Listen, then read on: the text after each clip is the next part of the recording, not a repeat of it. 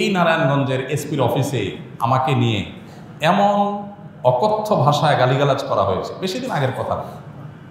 এবং এই সিদ্ধিরগঞ্জ থানার ওসি ছিলেন, আমি নাম আর বললাম না, ওসি সাহেব তিনি ভালো মানুষ ছিলেন, আমার পক্ষে ছিলেন। আমি একটা মাসআলা দেওয়ার কারণে সেখানে আমাকে ডেকে নিয়ে অকথ্য গালিগালাজ, আর ওসিরে বলতেছে যে থানায় নিয়ে প্লাস দিয়া হাত পায়ের নখুটে দিবা, আমার সামনে বসায় দেয়। বুঝতে পেরেছেন? খুব গর্ব করে তিনি অমুক ছাত্র রাজনীতি করতেন, গর্ব করে বলতেছেন আমি ছাত্রলীগের রাজনীতি করতাম। নতুন সরকারের কাছে আলেমদের প্রত্যাশা কি? এমন কোনো মানুষ বাংলাদেশে নাই, ফকির থেকে শুরু করে মসজিদের ইমাম পর্যন্ত এই সরকার দ্বারা নির্যাতন হয়েছে, অর্থাৎ হাসিনা সরকার। এবার হাসিনা সরকারের নির্যাতনের ভয়ঙ্কর তথ্য ফাঁস করলো শায়েখ আহমদুল্লাহ। তিনি জানিয়েছেন তাকে পুলিশ তুলে নিয়ে গিয়ে কি করেছে। আপনি শুনলে অবাক হবেন এই শায়েখ আহমদুল্লাহর সাথে কি করা হয়েছে। আমরা শায়েখ আহমদুল্লাহ মুখ থেকে কথাগুলো শুনবো, এরপর বিস্তারিত বিশ্লেষণ করবো। প্রত্যেকে বলবো আলোচনাটা শুনুন, আশা করি অনেক কিছু বুঝতে পারবেন। বিগত আমলে আপনি কোনো জুলুম অবিচারের শিকার হয়েছেন কিনা এই বিষয়ে আপনার অভিজ্ঞতা জানতে চাই। দেখুন, অভিজ্ঞতা আমাদের সবারই কম বেশি তিক্ত অভিজ্ঞতা আছে। একটা সমাজ যখন করাপ্টেড হয়ে যায় তখন সমাজের কেউই ভালো থাকে না। এই নারায়ণগঞ্জের এসপির অফিসে আমাকে নিয়ে এমন অকথ্য ভাষায় গালিগালাজ করা হয়েছে, বেশি দিন আগের কথা। এবং এই সিদ্ধিরগঞ্জ থানার ওসি ছিলেন, আমি নাম আর বললাম না, ওসি সাহেব তিনি ভালো মানুষ ছিলেন, আমার পক্ষে ছিলেন। আমি একটা মাসআলা দেওয়ার কারণে সেখানে আমাকে ডেকে নিয়ে অকথ্য গালিগালাজ, আর ওসিরে বলতেছে যে থানায় নিয়ে প্লাস দিয়া হাত পায়ের নখুটে দিবা, আমার সামনে বসায় দেয়। বুঝতে পেরেছেন? খুব গর্ব করে তিনি অমুক ছাত্র রাজনীতি করতেন, গর্ব করে বলতেছেন আমি ছাত্রলীগের রাজনীতি করতাম। এই নারায়ণগঞ্জের এসপি, এই বর্তমান এসপির কথা বলছি না, এর আগে যিনি ছিল। তো এটা আমাকে বসায় নিয়ে থ্রেট দেওয়া মাসআলা, আমি ওনাকে বললাম আমার মাসআলা বলার ক্ষেত্রে কথা বলার অধিকার থাকবে আলেমদের। আপনি পুলিশ হিসাবে আপনি তো বলতে পারেন না মাসআলা আমি কোনটা বলবো কোনটা বলবো না, কোনটা সঠিক কোনটা বেঠিক, এটা তো আপনার বলার বিষয় না, তো আলেমরা বলতে পারে। উনি খেপে গেলেন এবং সবার সামনে যাচ্ছে তা আচরণ করলেন। কত শত অভিজ্ঞতা আছে, এগুলো তো আমি সব কিছু বলার সুযোগ পাই না, আর বিশেষ করে বলতেই তো পারি না। কারণ কোনো স্ট্যাটাস আমরা লিখেছি, সেখানে দেখা গেছে যে 5টা এজেন্সি থেকে ফোন চলে আসছে, হ্যাঁ আপনি এটা কেন লিখলেন, ওইটা কেন লিখলেন, চাপাচাপি শুরু হয়ে গেছে। আমাদের ফাউন্ডেশনের সমস্ত হিসাব নিকাশ পুঙ্খানুপুঙ্খভাবে রাখার পর সেটা আবার আমরা ভালো অডিট ফার্মের মাধ্যমে অডিট করে একেবারে এমনভাবে রাখি যে তিল তিল করে আমরা হিসাব ফেসবুকে পর্যন্ত দিয়ে দিই, কোনটা কত দিয়ে কিনি সেটা পর্যন্ত আমরা দিয়ে দিই। এত কিছুর পরও দেখা গেল যে আমাদেরকে বিভিন্নভাবে নাজেহাল করার চেষ্টা করা হতো কোনো লোক। আলহামদুলিল্লাহ এর মধ্যেও প্রশাসনের উপরস্থ কিছু মানুষ পরেশান করলেও নিচু পর্যায়ের বা মাঝারি বা কোনো উপরস্থ কর্মকর্তাদের সহযোগিতাও ছিল। তাদের সহায়তা না থাকলে এতদূর আমরা আসতে পারতাম না। কিন্তু একটা বড় অংশ আমাদেরকে দৌড়ের উপর রাখতো। ইস্তেসকার নামাজের ঘোষণা দিছি, আমার বাসার নিচে দেখি যে বিভিন্ন গোয়েন্দা সংস্থার গাড়ি বোঝাই করা, মানসিকভাবে পেরেশানি। বাবা ইস্তেসকার নামাজ পড়বো, একটা নিরীহ একটা ইবাদত, আল্লাহর কাছে দোয়া করবো দেশের ভালোর জন্য। সেখানে দেখা গেল যে আমি বাসার থেকে বের হইতে না হইতে দেখি যে একেবারে চাপাশে গিরে ধরছে, সোজা কথা। মানসিক চাপ যেটাকে বলে সেটা দিয়ে রাখা। কত কাহিনী এবং কত ঘটনা যে ঘটেছে সেটাতে বলা হয়। জোর করে সরকারি বিভিন্ন অনুষ্ঠানে নেওয়ার জন্য একবার একজন এডিশনাল এসপি, তার নামটা আমার মোবাইলে সেভ করা আছে, আমি নাম আর বললাম না, উনি ফোন দিয়ে বলতেছেন যে আমি অমুক। তো আমি বললাম হ্যাঁ বলেন।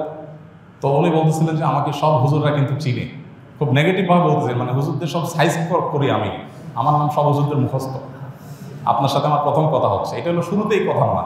এরপর কী হয়েছে, বলেছে একটা অনুষ্ঠানে যাইতে হবে আপনাকে, সেখানে অমুক থাকবে, রাষ্ট্রের সবচেয়ে বড় পর্যায়ের লোক তারা থাকবেন, আপনাকে যেতে হবে। কী হয়েছে সেখানে আপনাকে একটা বক্তব্য দিতে হবে। তো আমি বুঝছি যে আমাকে একটা প্ল্যান ওয়াইজ আমাকে দিয়ে একটা জিনিস করানো হবে। আমি বিভিন্নভাবে অপারগতা প্রকাশ করলাম, বলে যে রাষ্ট্রের প্রয়োজন আপনি অস্বীকার করতেছেন। হ্যাঁ আমার রাইট আছে, রাষ্ট্র চাইলে আমার সেখানে বাধ্য করতে পারে না, আমি সাধারণ নাগরিক।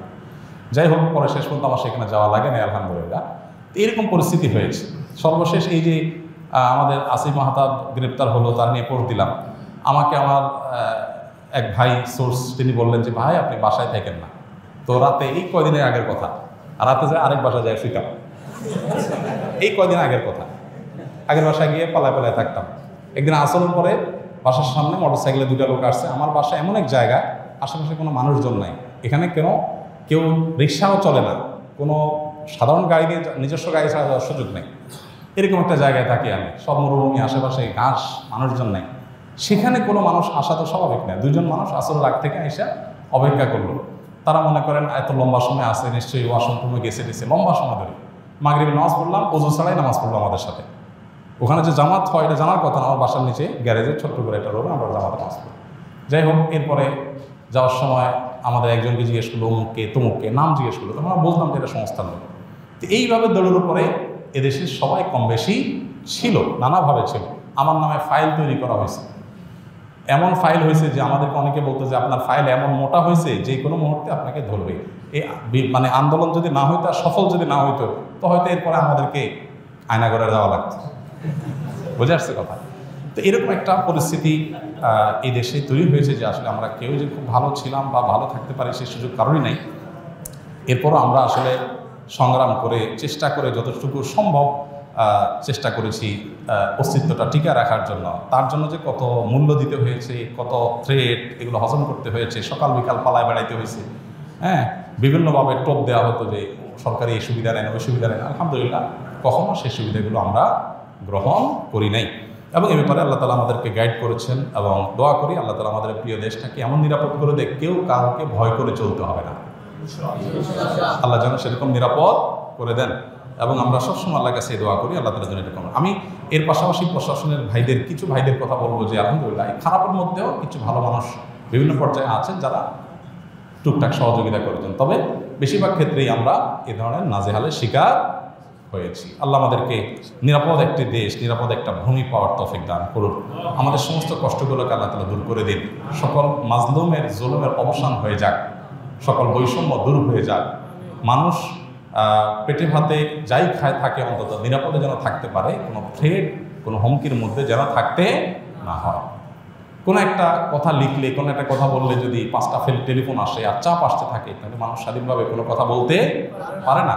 আর মানুষ যখন লেজ বড় হয় বা গাছ যখন বড় হয় তখন বাতাসও বেশি ধরে। কাজ যাদের যত বেশি তাদের উপরে প্রেশারও তত বেশি আসে।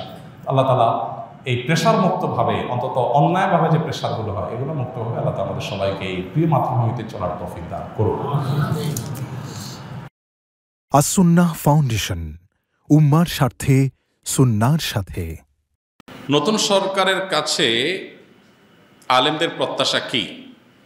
আলেমদের প্রত্যাশা কি? আমি তো আর সব আলেমদের প্রতিনিধি না যে সবাই আমাকে দায়িত্ব দিয়েছে আমি সবার প্রত্যাশা বলে দিব। তবে আমার ধারণা ওলামা একরামের প্রত্যাশা, সর্বস্তরের মানুষের যে প্রত্যাশা রয়েছে সেটা আসলে পরিমাণে অনেক বেশি না, যদি আমাদের সমাজের সমস্যা অনেক বেশি। মোটা দাগে মানুষ, এদেশে মানুষের আবেগ অনেক বেশি, যার কারণে মানুষ অনেক বেশি চায় না। অল্প কিছুতেই বাঙালি অনেক খুশি হয়ে যায়। আর কিচ্ছু না করে যদি শুধুমাত্র এদেশে দুর্নীতিটা দূর করে ফেলতে পারে কেউ, তাহলে আমার মনে হয় এদেশে মানুষের আর অন্য কোনো বিষয়ে দুঃখ খুব একটা থাকবে না।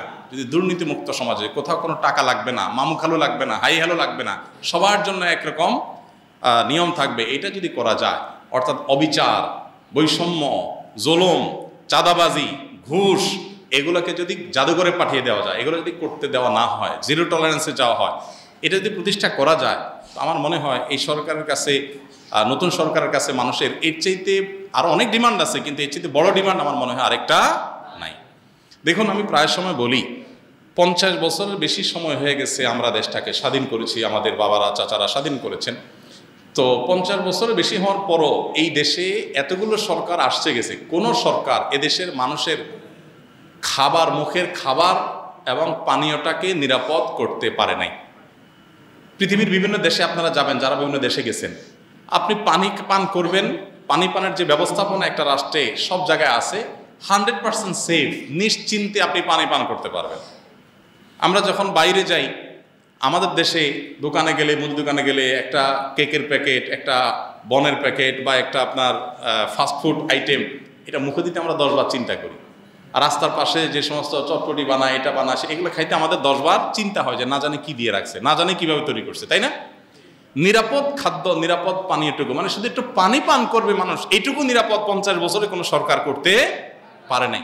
কিন্তু আপনি বাহিরে যাবেন, অবাক হয়ে যাবেন, থাইল্যান্ডের রাস্তা রাস্তা যে আপনার স্ট্রিট ফুড আছে, 100% টেনশন মুক্তভাবে আপনি খেতে পারবেন, কোনো টেনশন নাই যে এগুলো অন্তত হেলদি। হালাল হারাম এর ব্যাপার আছে, সেটা ভিন্ন বিষয়, কিন্তু একেবারে টেনশন মুক্ত হেলদি, অর্থাৎ এটা তারা নিশ্চিত করছে কেউ কোনোভাবে এগুলোতে কোনো অন্যায় করতে পারে না। আর আমাদের এখানে পুলিশে কিছু টাকা দিয়ে দিতে পারলে সব হালাল, আর পুলিশে টাকা না দিলে হালাল জিনিসও কি হারাম হয়ে যায়, দৌড়ের উপরে থাকা লাগে। তো এই পরিস্থিতির অবসান হওয়া দরকার। 50 বছরের বেশি হয়ে গেলেও আমাদের পরে যারা স্বাধীন হয়েছে সে সমস্ত দেশে আমাদেরকে চাকর হিসাবে নেওয়ার জন্য আমাদের মন্ত্রীরা গিয়া ধর্ণা দিয়ে বসে থাকা লাগে যে আমাদের দেশ থেকে কিছু চাকর হিসাবে নেন, অন্তত ভিসা দেন। এটা আমাদের জন্য লজ্জা। এই ব্যর্থতা এদেশের সাধারণ মানুষের না, এই ব্যর্থতা এদেশের রাজনীতিবিদদের, এই ব্যর্থতা এদেশের যারাই যখন সরকারে আসছে তাদের, যত সরকার আসছে আমি নির্দিষ্ট কারণ করে বলতেছি না, এই ব্যর্থতা তাদের সবার।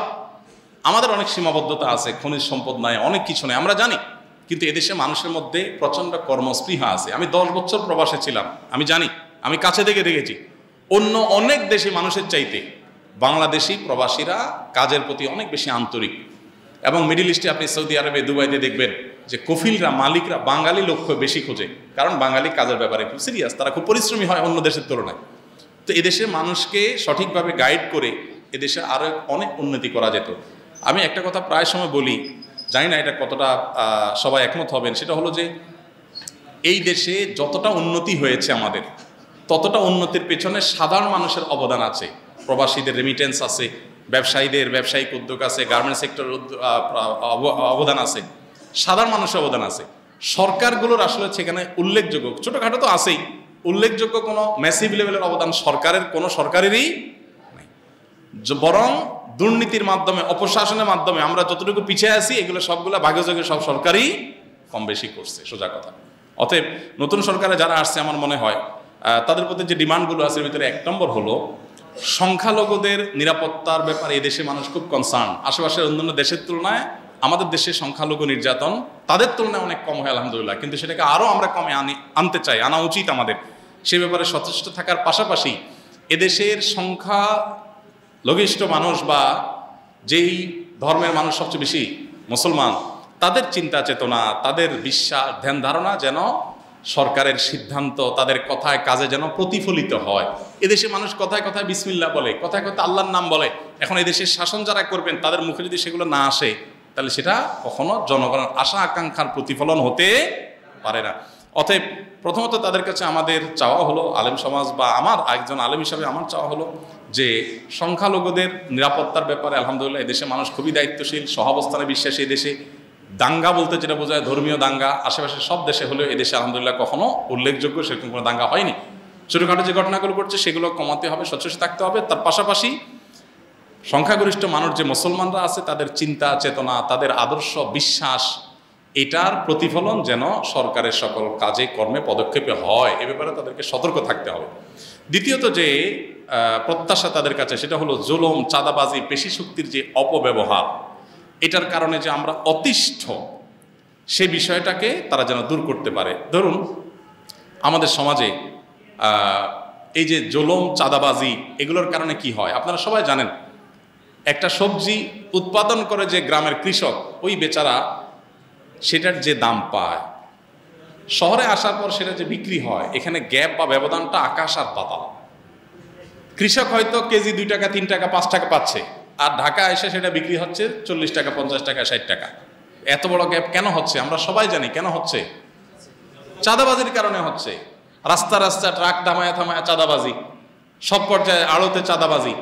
এই চাঁদাবাজি করা মানুষদের সংখ্যা তো অনেক বেশি না। যদি কোনো সরকার সিরিয়াস হয় যে না আমরা এগুলো বন্ধ করব, তাহলে কৃষকও বেশি দাম পাবে, আবার ভোক্তাও অনেক বেশি দামে কিনতে হবে না, একটা ভারসাম্য ভাব আসবে। অতএব এই যে কোনো মূল্যে জুলুম, চাঁদাবাজি এবং পেশি শক্তির অপব্যবহার এটা বন্ধ করতে হবে। এটা হলো একটা বড় প্রত্যাশা। দেখুন ঢাকা শহরে আপনি মহাখালী যদি যান, কখনো কখনো কারণ বাজার ফ্লাইওভারের এখানে দেখি, আপনারা খেয়াল করেছেন নিশ্চয়ই, বিশেষ করে মহাখালীতে এটা আমার চোখে বেশি পড়েছে, আরও অন্যান্য জায়গাতেও আছে। আমি তো সব দিকে আমার মুভমেন্ট থাকে না, তো এই সাইডে আমার মুভমেন্ট বেশি হয়। আমি দেখেছি যে মহাখালী যে বাস টার্মিনালটা আছে, ওটার আশেপাশে রাস্তার ধারে দেখবেন আপনারা বড় বড় বাসগুলো পার্কিং করে রাস্তার উপরে রেখে দেয়। সন্ধ্যা সারাদিন ট্রিপ মেরে এসে সন্ধ্যার পরে পার্কিং করে, সকাল পর্যন্ত পার্কিং থাকে। এখন আপনি রাত 8টা 9টা বাজে যদি ওই রোডে যান, দেখবেন বিশাল জ্যাম। কেন জ্যাম হয়েছে? কারণ রোডের অর্ধেক 3 লাইন পার্কিং, 3 লাইন কি করছে বাস পার্কিং করে থুয়ে দিছে, সকাল পর্যন্ত এটা পার্কিংয়ে থাকবে। তো জনগণের ট্যাক্সের টাকা রাস্তা হয়েছে, যেই বাস কোম্পানি ব্যবসা করতেছে, এটা কি তার পার্কিংয়ের জন্য আমরা টাকা দিয়ে রাস্তা তৈরি করেছি? কোটি কোটি টাকা দিয়ে তুমি বাস কিনতে পেরেছো, তোমার বাস রাখার জন্য পার্কিংয়ের জায়গার ব্যবস্থা কেন করতে পারো নাই? পারে নাই এই জন্য যে এখানে সে গায়ে রাখার বিনিময়ে এখানে যারা দেখবে, দেখভাল করবে, সে পুলিশদেরকে চাঁদা দিয়ে ম্যানেজ করে ফেলছে। কত টিভিতে এটা নিয়ে নিউজ হয়েছে, কিন্তু এটার কোনো অবসান হয় নাই। সিএনজি আলাদেরকে দেখবেন যে মান্থি কে না জানে, এগুলো ওপেন সিক্রেট। মান্থি জানেন না আপনারা? যে মাসে মাসে চাঁদা দেয় পুলিশ অফিসারকে, তার কার্ড থাকে, যে কোনো জায়গায় দেখলে ছেড়ে দেয়। মানে জুলুম, চাঁদাবাজি এগুলো এত খুল্লুম খোলা হয়ে গেছে যে এটা সমাজের রন্ধ্র হয়ে গেছে।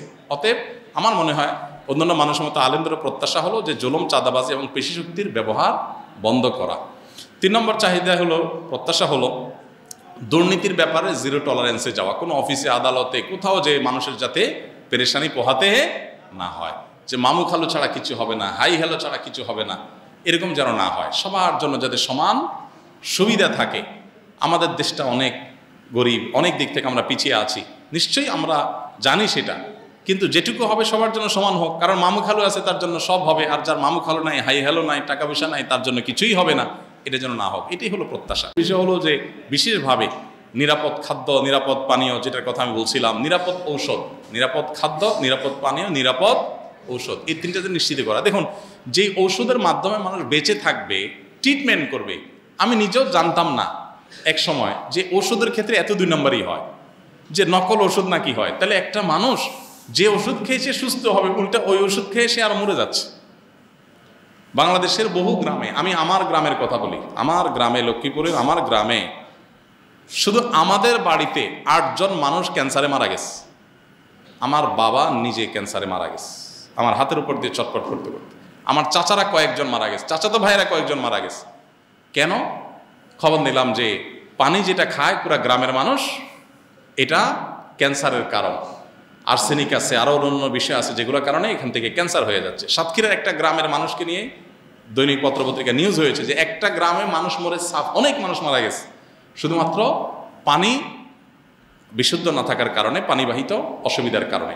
আমার নিজের বাসায় এই যে কয়দিন আগে পরপর 3 জন জন্ডিসে আক্রান্ত হয়ে চরম অবস্থা হয়ে গেছে, মরণাপন্ন অবস্থা হয়ে গেছে। পরে চেক করে দেখা গেল সমস্যা পানিতে। তো খাদ্যে ভেজাল, এটার কারণে কিডনি শেষ হয়ে যাচ্ছে। আমাকে এক ডাক্তার বলেছেন যে বাংলাদেশের যতগুলো ডায়ালাসিস মেশিন আছে হসপিটালগুলোতে, এগুলোর একটা তো আপনি দেখবেন স্লট খালি নেই। এত পরিমাণ কিডনির রোগী হয়েছে এদেশে যে একটা তো কি নাই, স্লট খালি নাই। অসাধু ব্যবসায়ীরা খাদ্যের মধ্যে ভেজাল দিয়ে দিয়ে আমাদের কিডনি শেষ করে ফেলতেছে। ক্যান্সার রোগী ঘরে ঘরে হচ্ছে, হার্টের রোগী এত বেশি যে হার্টের অসুবিধার কারণে, হার্ট অ্যাটাকের কারণে মানুষের মৃত্যুবরণটা এখন ডাইলবাত হয়ে গেছে। এখন এগুলোর জন্য দরকার কি? আমাদের পানীয়, আমাদের খাদ্য এবং ঔষধ, এই 3টাতে ভেজাল করলে সর্বোচ্চ শাস্তি মৃত্যুদণ্ড রাখা উচিত। কারণ আপনি এগুলাতে ভেজাল দিয়া মানুষকে মৃত্যুর মুখে ঠেলে দিচ্ছে, এটা মানুষ হত্যার কাজই করতেছেন। অতএব এবারে সর্বোচ্চ টলারেন্স রাখা উচিত, কোনো চেহারা না দেখে। যে মানুষের খাদ্যে ভেজাল দিলে, আমরা দেখি ভেজাল বিরোধী অভিযান হয়, ম্যাজিস্ট্রেট যা, এটা হয় সেটা হয়, আরে রং মিশাই দিয়ে আমাকে শেষ করে ফেলতেছে, আমার কিডনি শেষ, ড্যামেজ হয়ে যাচ্ছে, আমার হার্ট শেষ হয়ে যাচ্ছে, ক্যান্সার হয়ে যাচ্ছে, জরিমানা করতেছে 50,000। আরে 50,000 টাকা তার জন্য কোনো ব্যাপার নাকি? এই জন্য আইনের পরিবর্তন হওয়া দরকার। ম্যাজিস্ট্রেট তো আর কিছু করার নাই। শেখ আহমদুল্লাহ কথাগুলো শুনেছেন। শেখ আহমদুল্লাহ একজন, আমি বলবো খুবই এমন একজন ব্যক্তি, বাংলাদেশের আমি দেখি না এমন আরও কেউ রয়েছে যে তিনি কাউকে কষ্ট দেন না। তিনি তার বিরুদ্ধে সমালোচনা করলো, আপনারা দেখেছেন তাহিরি তার বিরুদ্ধে কী সমালোচনা করেছে, তারপরেও কিন্তু জবাব দেন নাই তিনি। আবার ইতিহাস সৃষ্টি করেছেন এই অন্তর্বর্তীকালীন সরকারে যে তাকে উপদেষ্টা রাখার জন্য ছাত্ররা বলেছিল, কিন্তু তিনি আকাম হাসানের সাথে বলে দিয়েছেন তিনি নিজে থাকতে চাইছেন না। অর্থাৎ ক্ষমতার লোভ তার ভিতরে নেই। অর্থাৎ আমি বলবো তিনি একজন নবীন এবং প্রবীণ এবং বাংলাদেশের ইতিহাসে তিনি নজির সৃষ্টি করেছেন। এই ব্যক্তিকে তুলে নিয়ে গেলে এভাবে গালিগালাজ করা হয়েছে এবং বারবার তাকে বিভিন্ন রকমের হয়রানিও করা হয়েছে। চিন্তা করেছেন, কল্পনা করেছেন? তাহলে চিন্তা করেন যে এই সরকার দ্বারা আলেম সমাজ সহ সারা বাংলাদেশের মানুষ কতটা নির্যাতিত হয়েছে। এখন হয়তো অনেক কিছু ফাঁস হবে, সেগুলো দেখে আমরা অনেক কষ্ট পাবো, কিন্তু আসলে কেউ প্রকাশ করতে পারে নাই। আজকে শাহেখ আহমদুল্লাহটা আমরা জানতাম না যদি তিনি প্রকাশ না করতেন বা হাসিনা চলে না যাইতো, আরও দেখবেন অনেকেই বাস করবো, অনেকেই তো গ্রেপ্তার হয়েছে, মামুনুল হক থেকে শুরু করে হেফাজতের প্রত্যেক নেতাই কিন্তু গ্রেপ্তার হয়েছে। বিশেষ করে কিন্তু মোদি বিরোধী আন্দোলনে একটা ক্র্যাকডাউন চালিয়েছিল বাংলাদেশের আলেম উলামাদের প্রতি। তাদের কথা শুনলে হয়তো চোখের পানি চলে আসবে, তার সাথে কী নির্যাতন করা হয়েছে। ইতিমধ্যে আপনারা অনেক শুনতেছি আয়নাঘরের কথা, আয়নাঘরে কী করা হয়েছে, আয়নাঘরে কী নির্যাতন করা হয়েছে। যারা আয়নাঘর থেকে বের হচ্ছে মনে হয় তাদের কথা শুনলে আপনি চোখে পানি তুলে রাখতে পারবেন না। ইলিয়াস আলীর গুম নিয়ে একজন আলোচনা করেছে, তাকে কীভাবে হত্যা করা হয়েছে। তাকে মাথায় পলিথিন থেকে সমুদ্র নিয়ে তাকে পাথর বেঁধে ডুবিয়ে দেওয়া হয়েছে। মানে কি আমি বলবো, কি মানে মানবাধিকার তো বড় কথা, এদের মানে এমন কোনো মানবাধিকারের এমন কোনো পর্যায় নাই যে তারা সেখানে রয়েছে, তারা ওভারটেক করে দিয়েছে। তো এই হচ্ছে এই সরকারের এই 17 বছরের শাসন আমলের অবস্থা।